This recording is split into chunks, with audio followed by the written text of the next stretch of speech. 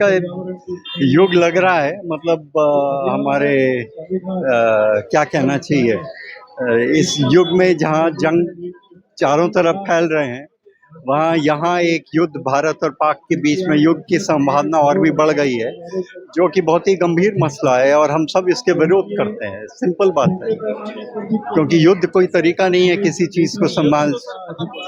हाँ, युद्ध तो खत्म हो चुका है ना? बिल्कुल नहीं। युद्ध का माहौल अभी भी परस्पर बना हुआ है, अभी भी खत्म नहीं हुआ है।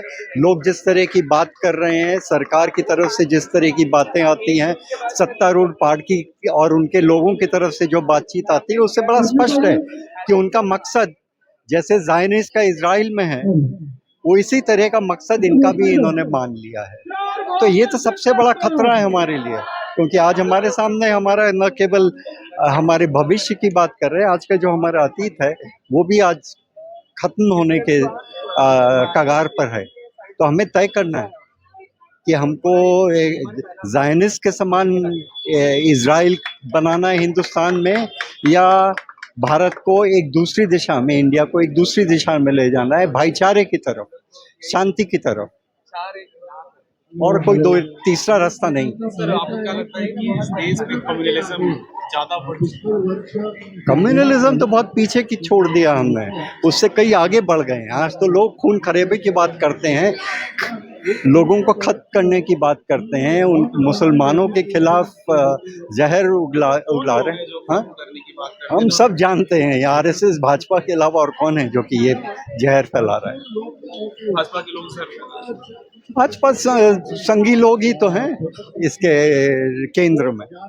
आपको क्या लगता है कि पुलिस का भी इस चीज को सपोर्ट मिलता है? किससे? सर, नफरत को विराम न लगाने के लिए कहीं ना कहीं पुलिस का भी सपोर्ट मिलता है, जिससे कि अगर पुलिस सही से कार्रवाई करे। पुलिस तो सरकार के निर्देश पर काम कर रही है ना। आज हिंदुस्तान में वो कौन सा अलग से काम कर रही है? तो जो पुलिस कर रही है, सरकार का जो निर्देश है उसी का वो पालन कर रही है। सर, आपने कम्युनलिज्म की बात की, तो अभी आपको पता होगा कि इलाहाबाद में 4 युवाओं को पीठ को लेकर के लिंच करने की कोशिश की, हालांकि उनकी जान तो बच गई है, लेकिन ये तो पर हर जगह हो रहा है ना, ये छोटी छोटी वारदातें जिसको किसी का ध्यान नहीं जाता है। ये तो एक आम बात हो गई है हिंदुस्तान में। यही तो सबसे बड़ा खतरा है, हिंसा और जंग सबसे बड़ा खतरा है आज हमारे लिए, क्योंकि आज हिंसा और जंग जो इस देश में और बॉर्डर पे जो जारी है, उस पर कैसे विराम लगाया जा सकता है? देखिए, बड़ा दो तरीके हैं। एक है जंग का रास्ता, जो कि कुछ हासिल नहीं कर सका है अभी तक 75 साल में, और ना आने वाले वक्त में कुछ कर पाएगा। दूसरा रास्ता है शांतिपूर्ण तरीके का, समझदारी का। 2008 के बाद भी इससे भी बड़ा हादसा हुआ था, पहलगाम से भी बहुत बड़ा हादसा मुंबई में हुआ था। उस वक्त तो सरकार ने जंग नहीं करी ना, लेकिन उसके बावजूद जिस तरीके का प्रेशर बना उन मुल्कों के ऊपर जो कि इस तरह के आतंकवाद, दहशतगर्दी को बढ़ावा दे रहे थे, वो थमा, रुका। वो एक समझदारी का रास्ता था जो उन्होंने निकाला था।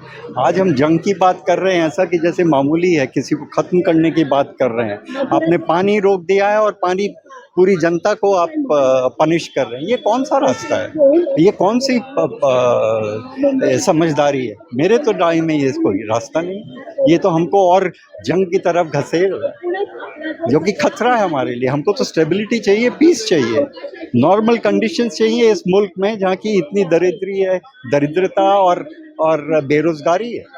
लेकिन सर, पाकिस्तान के आतंकवादी तो हुई थे पहले जो आकर के यहाँ पर अटैक किया, उसके बाद भी सरकार ने कार्रवाई की। तो आपने उन 4 को पकड़ा अभी तक? फिर 1.5 महीने होने आ रहे हैं, कहाँ है वो जिन्होंने मारा है? सबूत इकट्ठे क्यों नहीं किए आपने? सबूत क्यों नहीं विश्व के सामने रख रहे हैं? क्योंकि है ही नहीं ना, वो काम ही नहीं कर रहे। उन्हें तो जंग करना है, उन्हें तो उनका मकसद ही है। तो इससे तो कोई मामला हल नहीं होने वाला है। और खास करके जो मौलिक प्रश्न है उनका तो रास्ता नहीं निकलता है ना। बेरोजगारी, दरिद्रता, अनिश्चितता, इनसे कौन उभरेगा? उसके लिए शांति चाहिए, उसके लिए स्टेबिलिटी चाहिए, उसके लिए नॉर्मलसी चाहिए, खून खराबा नहीं, हिंसा नहीं, जंग नहीं।